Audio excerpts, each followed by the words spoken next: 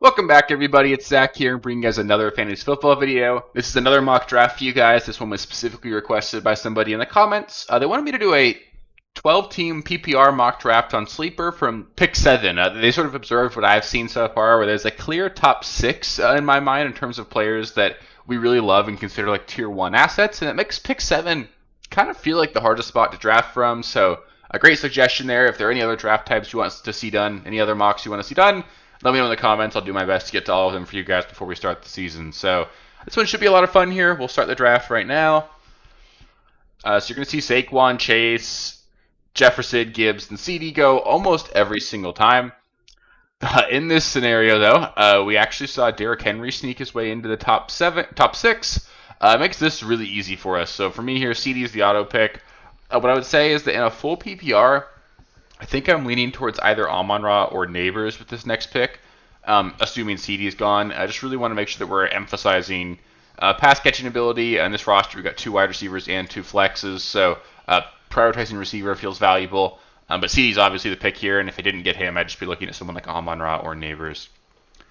So we'll start with CD. That doesn't mean I have to go running back with the next pick, but again, typically as like a rule of thumb, I love to go running back and wide receiver with the first 2 picks. Just gives me a lot more flexibility later on.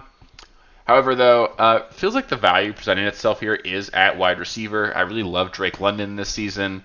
Had someone like Bucky or Achane been there, probably Achane, although there's reports coming out now that Achane's dealing with a soft tissue injury. That does scare me at least a little bit, but I think it's okay there. That being said, here with this pick, the auto pick for me is going to be Drake London. I'm super stoked about him this season. Starting off with CD and Drake London, that feels really good here.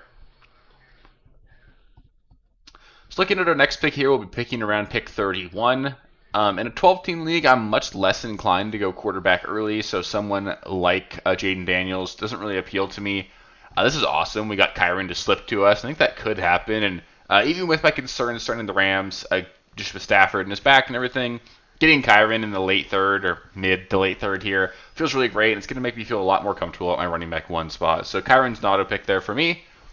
We have a lot of flexibility here now. Looking at the rest of our draft, like we don't need to go running back again. Like if you have to go with the hero running back build around Kyren, I think you can do that. So next up here, Marv is a guy. In round 3, I'm a little hesitant there, but in the middle of round 4, I do love the idea of grabbing him. I think there's a lot of upside associated with him this season, and if he's your wide receiver 3, I feel really good about that. If we were going to go running back, I'm not very high on Kenneth Walker, so my next highest guy would probably be Chuba. I don't want to go him. Travion Henderson's interesting, but I think I can get him in the 5th round if I want him there. At wide receiver, again, Marvin would be the pick for me. And then at tight end, it's too early to go there. Quarterback, I don't want to go Burrow. So for me, the pick is going to be Marv here. I feel really good about that. And again, we can start 4 wide receivers in this league. It's a full PPR. So I feel really good about that where we're sitting here. So with our next pick, this is a scenario where I would be interested in going running back. By no means do we have to go running back at this spot. So if we look at quarterback, no reason to force a quarterback pick here. We're not going to be looking at running back.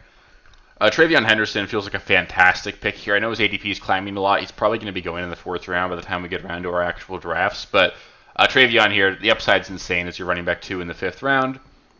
At wide receiver, if I wanted to go somewhere there, I love all of George Pickens, Jalen Williams, Tedder McMillan, and Jalen Waddle. I think at least one of those will make it back to me with my next pick. So because of that, I'm going to be going with Travion here and hoping that I can get one of those 4 receivers that I love with the next pick. Cutting it a little bit close here. So Ridley, Worthy, and here we go. So most of them went, but Jalen Waddle did not. As my wide receiver 4, I feel fantastic about that. Jalen Waddle, the perfect flex play there. I'm really loving this build here. We've got 4 wide receivers that we're going to start every single week, 2 running backs that I think one in Kyron is going to be a really great stabilizer for the roster, and then another in Travion that's going to give us a ton of upside.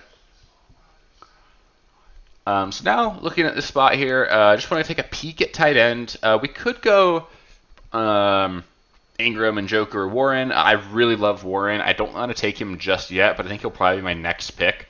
I feel really good about it. And then at quarterback, I think we can wait. We could go with someone like Dak late. We could go Kyler late if the value presents itself there. Looking at running back, Jalen Warren in a full PPR is a great option, as is Tyrone Tracy. Sounds more and more like Scadabo's not going to be available week 1.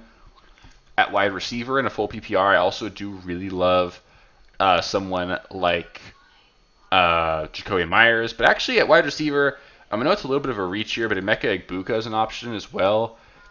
I don't think I want to force that just yet, though. At running back, I think I want to grab one more that I like, and I think here, probably going to go Pollard, especially with the injury to Tajay Spears. Pollard's going to be one more running back I feel really good about, and then maybe to start the year too, Pollard's a better option than Henderson, just because Henderson is a rookie. You might get off to a bit of a slow start, and if that's the case, you can at least go with Pollard to start there. So now here we are. We saw a lot of quarterbacks go off the board. No tight ends went off the board, but here, honestly, like going to pick, with our next pick here, we're going to be looking at, I guess it's pick like 103. Tyler Warren's not going to be on the board with our next selection. We're going to take Tyler Warren here. I'm taking him over Ingram and Njoku just because I think the upside is so much higher. I love Tyler Warren. He gets me super excited. I think he's going to be fantastic this season. So what I'm really hoping for, or was hoping for, is going to be for Emeka Egbuka to make it back to me. He did not. That's okay though. We didn't need him. What we're looking at here, if we wanted to go quarterback, we sort of missed the boat a little bit. And actually, everyone after us has already picked a quarterback. So what I'm going to be looking to do here is probably go Dak Prescott. Feels like a really nice, later, and easier to obtain stack to go with CD. So I feel good about that as an option. But we're going to look to that with the next pick. Basically every single team in this league already has a quarterback. So, you just want to play the game in terms of when are people going to be looking to take a second one. Jordan Mason's certainly interesting here. If I was going to go running back, that would be the selection. At wide receiver, I think there's some upside associated with Josh Downs. I don't really want to double dip on the Colts 2 straight rounds, though. So I'd be looking at either Jaden Higgins or Keon Coleman here. I'm looking for some upside at that spot. Honestly, though, I think at running back, I really like Jordan Mason. That feels like the pick to make here. So I feel really good about this so far. We got 4 running backs now that I like, and probably just sort of ignore running back the rest of the way. So what I'm looking to do with this pick is I'm going to be going Dak Prescott. We already saw one team take a second quarterback. I don't want to play games and get too hamstrung here, so Dak's going to be the pick. If we want to go with a second quarterback later, we can, but Dak to go with C, I feel really good about that. Feels like a nice, safe draft pick. I think there's actually some upside associated with Dak as well. So 4 picks left to make here. 2 more bench spots and then a kicker and a defense. Kicker and defense will certainly be our last 2 picks. If we want to look at quarterback, if we want to just double dip, not going to do that in a format like this where we only have a small bench. But if you had a larger bench, you could look towards something like drafting a higher upside guy like a Justin Fields or a JJ McCarthy or a Drake May. Running back, probably done there. 2 of our bench players are already running back, so I feel good about that.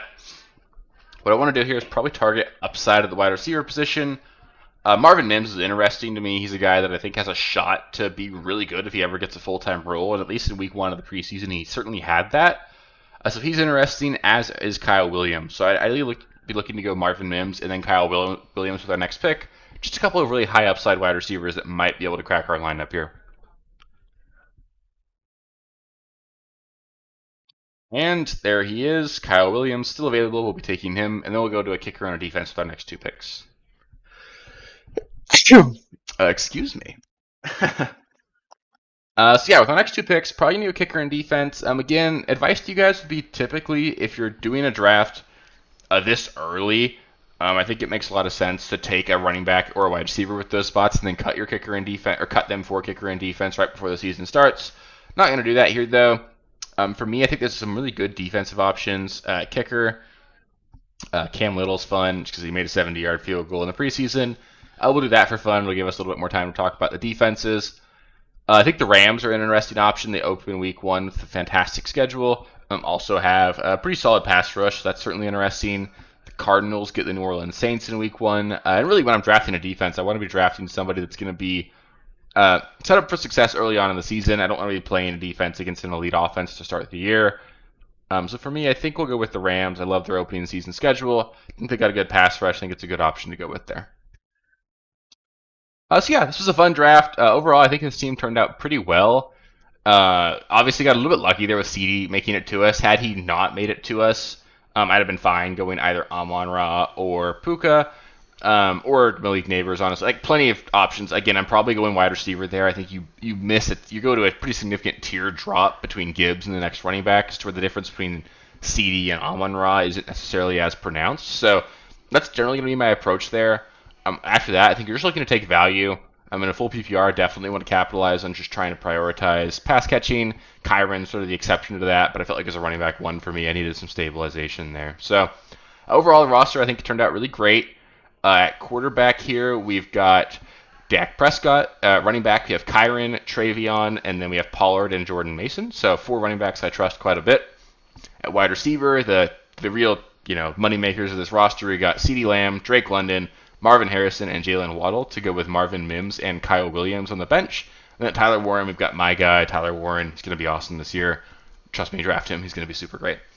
So yeah, this was a lot of fun. If you have any questions or comments, let me know in the comments below. If there are any other mock drafts you guys would like to see before the season kicks off, let me know in the comments. I will do my very best to get through all of them. Hopefully you guys don't bombard me with like 50 different ones, because I probably won't get any sleep if that happens. But it should be a lot of fun. If you haven't already, make sure you guys subscribe to the channel. There's going to continue to be 3 or more videos every single week, all the way throughout the end of the regular season. So if you stick around, we're going to win some championships together, and it should be a lot of fun as well. So yeah, really appreciate you guys. If you made it this far, give it a thumbs up. Helps me out, and I will catch you guys for the next one. Peace. Thank you guys for watching. If you haven't already, please be sure to subscribe to the channel, like the video, check out these other videos here if you haven't. If you want more content, please feel free to follow me on Twitter at RealSteelFFB. I'll be more active on there as the season goes on. Thanks. Catch you later.